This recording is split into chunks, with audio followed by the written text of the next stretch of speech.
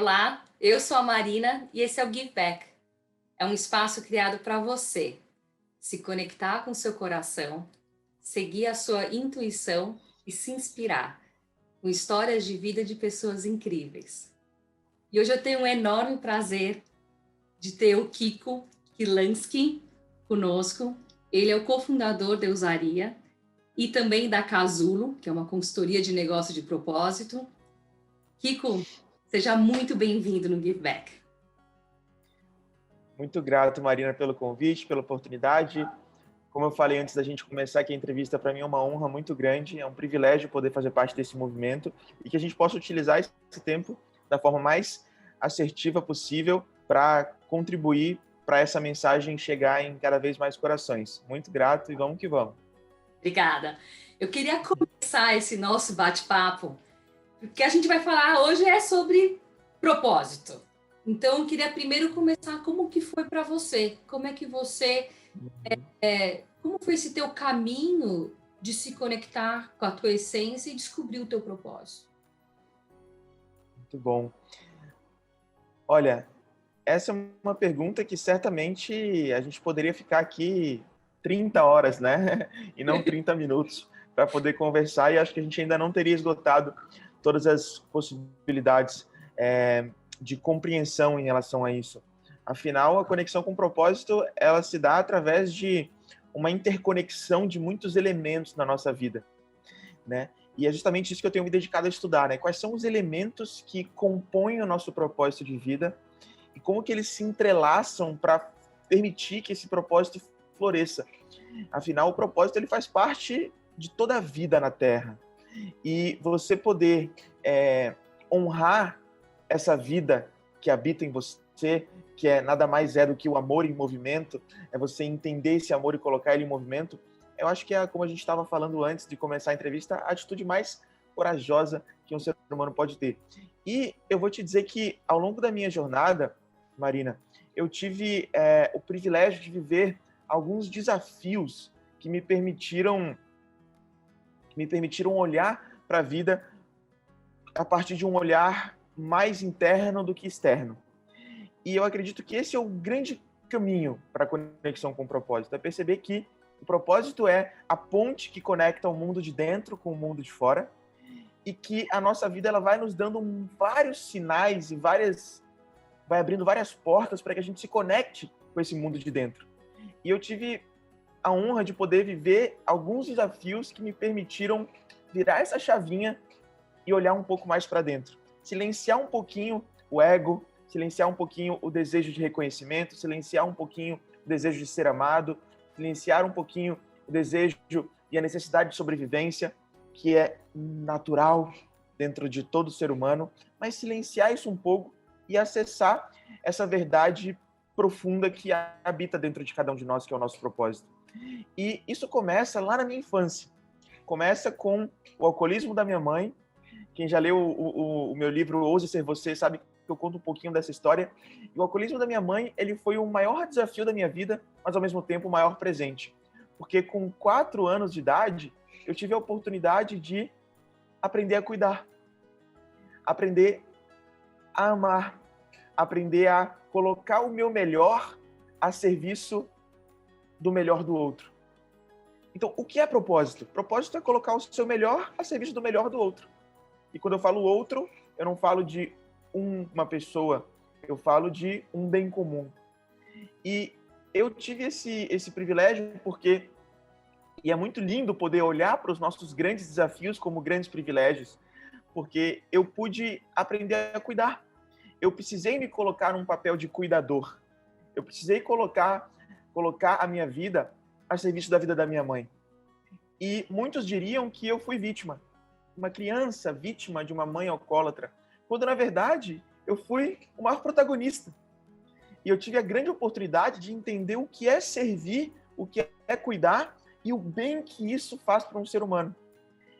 Tudo na natureza está a serviço de algo maior do que si mesmo. O sol está a serviço do mundo. Um pé de manjericão está a serviço do mundo.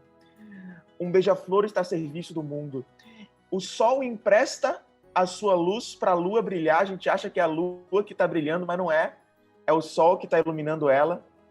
É sempre uma força maior servindo ao bem comum.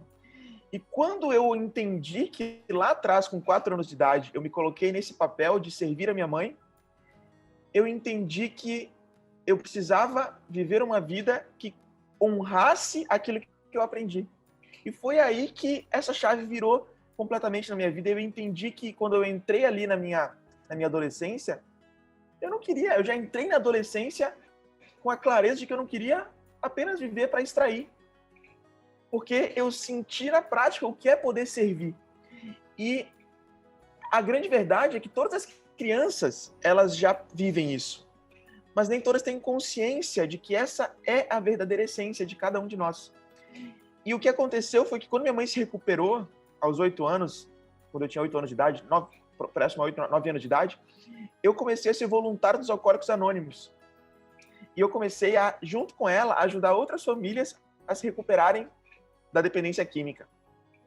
E nós juntos nos unimos a serviço do bem comum mais uma vez. Então, eu contribuí para a vida dela, ela se curou, ela contribuiu para a minha, e nós juntos contribuímos para a vida de várias outras pessoas que estavam vivendo isso. Então, eu senti o que é propósito nos Alcoólicos Anônimos. Eu descobri o que é propósito ali. Eu descobri que a melhor forma de se curar é curando. E quando eu entro na minha adolescência, eu entro numa adolescência diferente. Porque enquanto a grande maioria das pessoas estavam procurando extrair, eu estava já com uma mentalidade, e eu honro muito a oportunidade de ter instalado essa programação de como eu posso servir? Como eu posso fazer a diferença? Como eu posso me colocar a serviço? E quando eu fui definir a minha faculdade, eu já tinha uma programação que me permitiu olhar para a minha profissão não como uma forma de eu ter o poder ilusório, mas uma forma de eu ter o poder real. O poder do ego versus o poder da alma. Qual que é o poder do ego? Ser reconhecido, ser visto. Qual é o poder da alma? Servir, contribuir. Então, quando eu fui olhar para a minha carreira e eu falei, minha carreira pode ser uma expressão tremenda, não do que eu, Kiko, quero fazer, mas do que todo ser humano nasceu para fazer, eu pensei, eu não posso simplesmente escolher uma carreira que vai me fazer ter um poder ilusório e não acessar o verdadeiro poder que nós temos. E não querendo me estender muito, eu fui para os Estados Unidos, tive a oportunidade de ganhar uma bolsa acadêmica e esportiva para jogar bola e estudar empreendedorismo, porque eu entendia que empreendedorismo era uma forma de fazer coisas acontecerem e eu queria fazer coisas acontecerem para contribuir para algo maior. E eu lesionei a minha lombar, parei de jogar bola, entrei na sala de aula com mais intensidade, conheci o capitalismo consciente, conheci os negócios sociais, conheci a história do Yunus, conheci a história do Rashid Soulja, conheci a história do Aaron Rust, conheci a história de Lisa McLeod, da Joanna Macy, do Parker Palmer, do Jonathan Gustin. Eu comecei a mergulhar em várias histórias de pessoas que estavam utilizando negócios para fazer a diferença. E aí o portal se abriu e eu falei, é isso. Voltei para o Brasil. Eu queria saber isso. E aí a volta para o Brasil? Voltei para o Brasil e tive a oportunidade de falar com meu pai, falar, pai, eu quero contribuir para que negócios sejam mais conscientes. Ele falou, filho, muito bom, parabéns, estou muito orgulhoso, mas está um pouco complicado, porque primeiro você precisa ter um negócio consciente, antes de você querer inspirar as pessoas a terem negócios conscientes. Eu falei, você está certo. E é por isso que começamos a Eusaria. Eu fui para a Índia com a minha mãe, fizemos um retiro, fizemos uma viagem de autoconhecimento e espiritualidade, ficamos em silêncio 5 dias. Em uma das meditações, eu recebi um chamado muito forte de levar uma mensagem de que o que nós somos é maior do que o que nós temos, de levar essa mensagem. E a Eusaria foi uma forma de eu e o Zé, juntos, levarmos essa mensagem para o mundo criamos uma marca de camisetas que, na verdade, é um disfarce, porque aí eu usaria uma marca de educação disfarçada de camisetas. Para cada camisa vendida, uma é doada. Investimos R$ 10.000 para começar o negócio. Faturamos 1 milhão em um ano. Impactamos 50 mil pessoas. De lá começamos a Casulo para levar isso para mais e mais empresas. E hoje é um negócio que eu me dedico diariamente através de palestras, mentorias, livros, programas e grupos de transformação. E eu acho incrível da tua história, porque você tem essa sensibilidade muito aflorada, né, do que do servir, mas ao mesmo tempo você tem essa praticidade também, porque às vezes é difícil, às vezes as pessoas, né, quando falam assim, não, então eu tenho que largar tudo para viver um propósito, né? Então como é que você digere assim essa questão? Porque você conseguiu, Kiko, desde muito cedo, a conseguir monetizar, né? A conseguir você, o dinheiro acaba sendo uma energia, né? Então a gente não tem que ignorar ele, né? Para viver o propósito, ele é importante, mas para colocar a serviço de cada vez mais fazer mais impacto. Você conseguiu alinhar as duas coisas.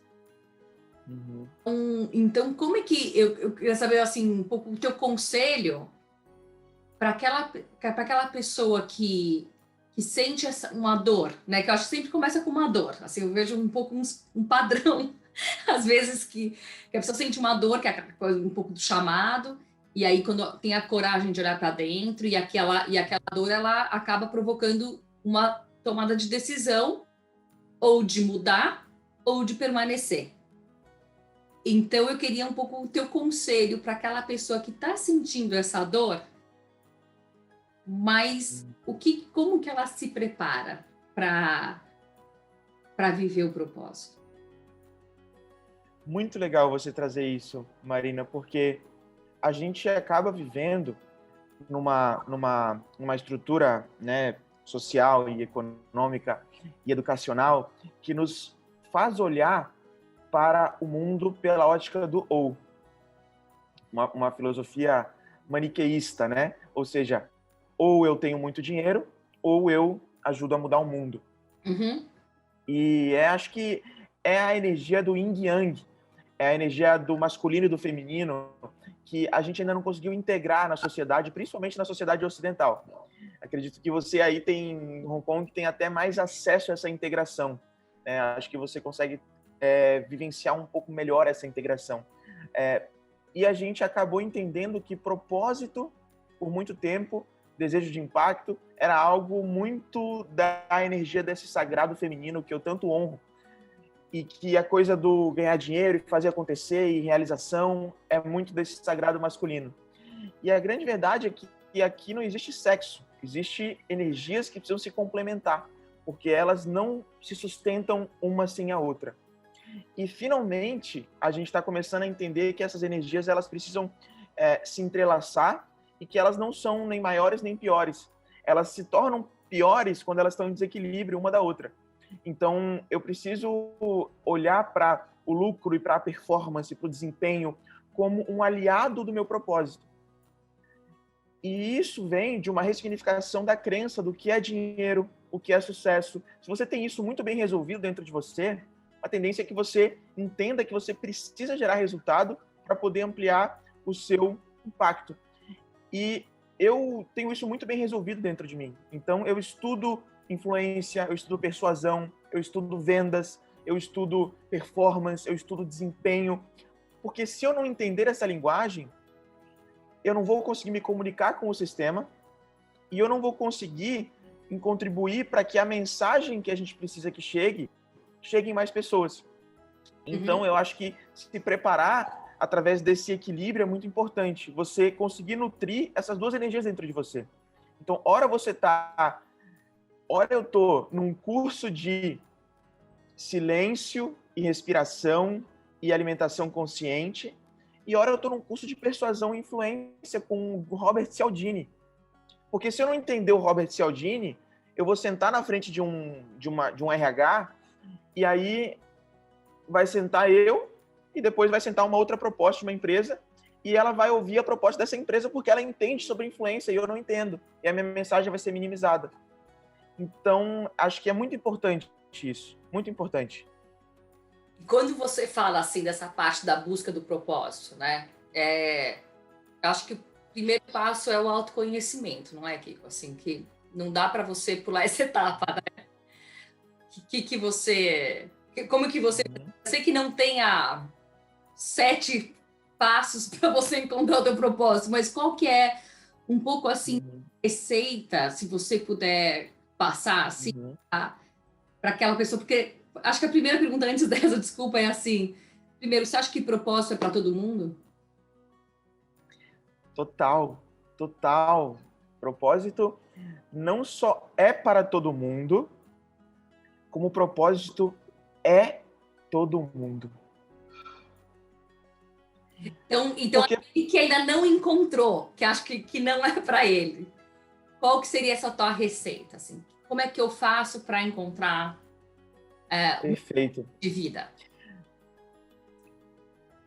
Olha, eu tenho ao longo dos últimos 5 anos buscado entender 3 grandes perguntas.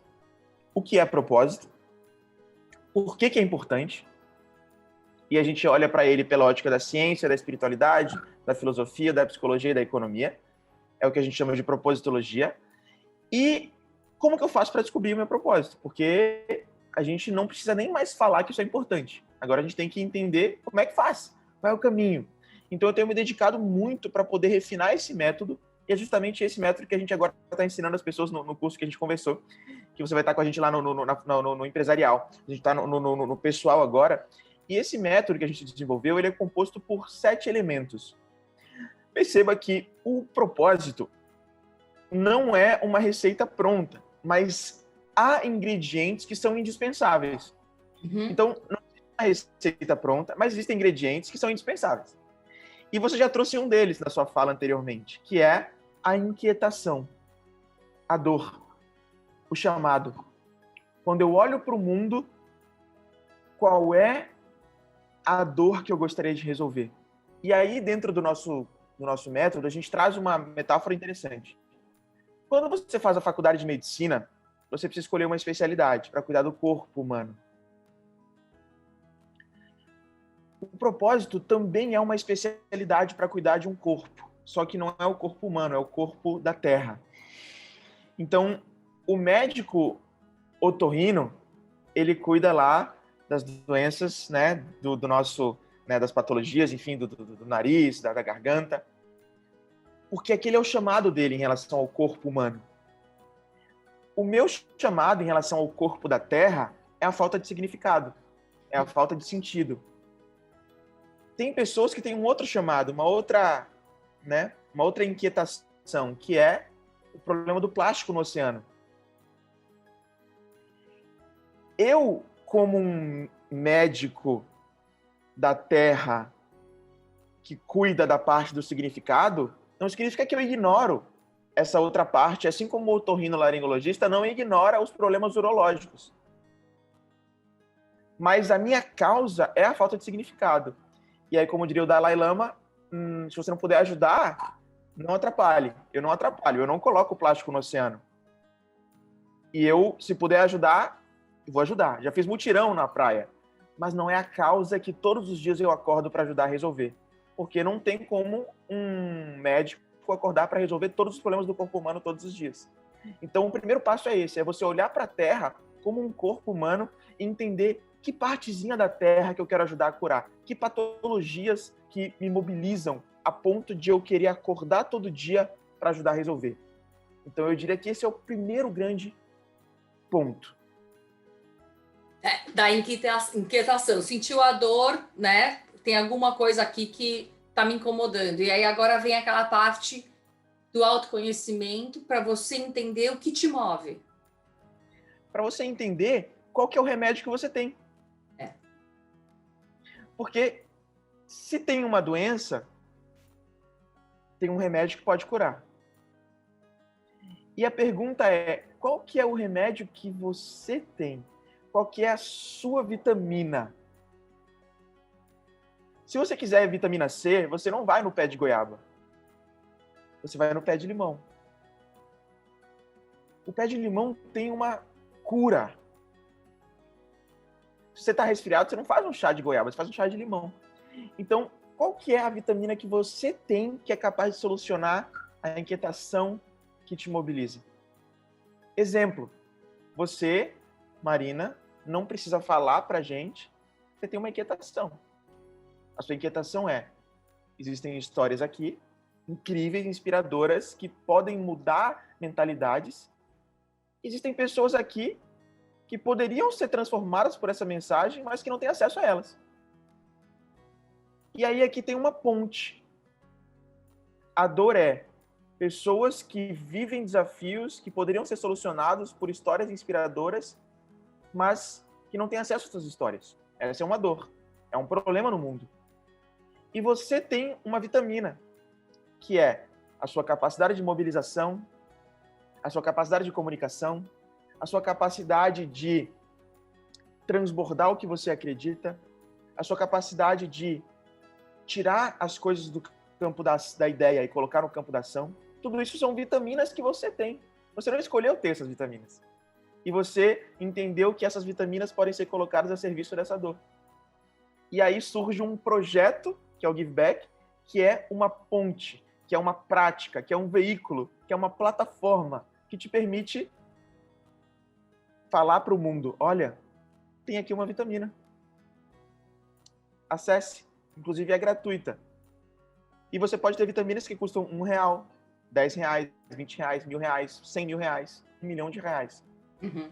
E aí entra o empreendedorismo com propósito, que são os meios pelos quais você vai empreender o seu propósito, de tal forma que você possa ser muito bem remunerado, para que você possa reinvestir muito no seu impacto e ampliar a mensagem. E tem uma parte assim que é uma frase que eu gosto quando você fala, que é assim: o pé de goiaba nasceu para dar goiaba, né? Então você tem que entender qual pé que você é, né? Então essa parte do autoconhecimento, né, Kiko? Porque se a gente entender quem a gente é, para entender as fortalezas, né? Quais são as ferramentas para ir acontecer essa dor. Agora, uma outra coisa, quando a gente fala um pouco de padrão, né, dessa trajetória que acaba sendo os ingredientes comuns, eu também vejo que, por exemplo, essa parte de aquietar a mente, né, essa parte da meditação, meditação, que pode ser yoga, que pode ser alguma, né, qualquer outro exercício, mas com o intuito de silenciar. Então, eu queria saber um pouco para você, assim, como que... Perfeito. O que essa prática te traz? Olha, Mari, a prática da presença, que pode ser construída a partir de várias tecnologias, a meditação é uma tecnologia, né? A contemplação, o savoring, que é o desfrutar, que a neurociência tem trabalhado tanto, a oração. Cada um vai encontrar a sua forma de aquietar a mente, de dissolver o ego e de acessar a alma. Então, perceba, o propósito é uma frequência que toca igual uma frequência de uma rádio. Então, por exemplo, agora está tocando a frequência da Rádio Globo, mas eu não estou ouvindo. Eu não estou ouvindo porque eu não estou sintonizado, mas está tocando. Quando você inspira pela primeira vez na humanidade, a frequência do propósito começa a tocar. E o que acontece é que a gente vai tendo tanta interferência na mente que a gente não consegue sintonizar na frequência correta para ouvir essa frequência que já está ali. E aí, o que a meditação faz? Seja a meditação, a oração, a contemplação, a autopercepção, a autoobservação, todas essas ciências de iluminação, de presença, elas vão nos ajudar a silenciar a mente para que a gente possa sintonizar na frequência do propósito, porque senão a gente vive a vida inteira com o propósito tocando, mas a gente sem sintonizar com ele. Então, é aí para mim que entra, e por isso que dentro do nosso método, a gente trabalha presença e energia vital. a gente não fala de propósito antes de estabelecer um compromisso com a presença. Então, é absolutamente essencial. E lá nos Estados Unidos, antes de voltar para o Brasil, eu fiz um curso da Arte de Viver, a qual eu fui voluntário durante 4 anos, que foi, para mim, uma das grandes ferramentas impulsionadoras dessa conexão. Então, é algo que é essencial. Não dá para deslocar, não dá para desassociar, na minha percepção. Obrigada, Kiko. E eu queria falar um pouquinho, então, por que esse programa ele foi criado, né? Era uma forma que eu achei de agradecer as pessoas que impactam a minha vida, que me inspiram de diversas formas, e você é uma delas. E a forma como eu te conheci do nosso encontro não foi assim, foi muito diferente. Ele foi por um livro, e foi pelo Muita Alma Nessa Hora. Uma grande amiga minha, que é a Greta, me deu há 4 anos atrás, quando eu fui para o Brasil. E aí eu trouxe ele na minha mala. E aí eu comecei a ler, que conta a tua trajetória, de como você criou a Eusaria, a Casulo. Eu vim de consultoria, então fez muito sentido. E eu adoro a forma como você usa suas palavras. Eu adoro, eu lembro assim de algumas frases assim que é para mim assim, se faz sentir, faz sentido. Eu acho fenomenal. Eu adoro bater metas sem abater pessoas. Eu acho que isso traz muito a essência do que a gente tem que trazer para o mundo de negócio. E eu realmente, assim, eu me encantei com você pelo teu que eu te conhecia. E aí, depois, eu aqui em Hong Kong, acabou que eu fiquei sabendo do Prospera, acho que alguém colocou no Facebook e tal, do Prospera 2020, o ano passado, e eu sedenta, né, para conhecer mais outras referências na minha vida, e eu vi, né, a minha língua, né, português, e aí foi lá eu caí naquele mailing, e depois a gente teve a chance da gente ter a nossa conversa, e você se colocou a serviço do Give Back. Então, eu estou muito feliz desse encontro, e eu te agradeço muito por você ter escrito o Muita Alma Nessa Hora. Eu realmente me apaixonei pelo que você escreveu. Acho que reforça o que eu acredito da diferença que a gente tem que fazer no mundo, mas com um exemplo concreto. Então, o exemplo arrasa. Então, eu queria, muito obrigada, agradecer primeiro você e saber de você. Para quem que você gostaria de dar o seu give back? Quem que é uma pessoa que hoje é muito importante para você na sua vida ou gostaria de retribuir? Uau!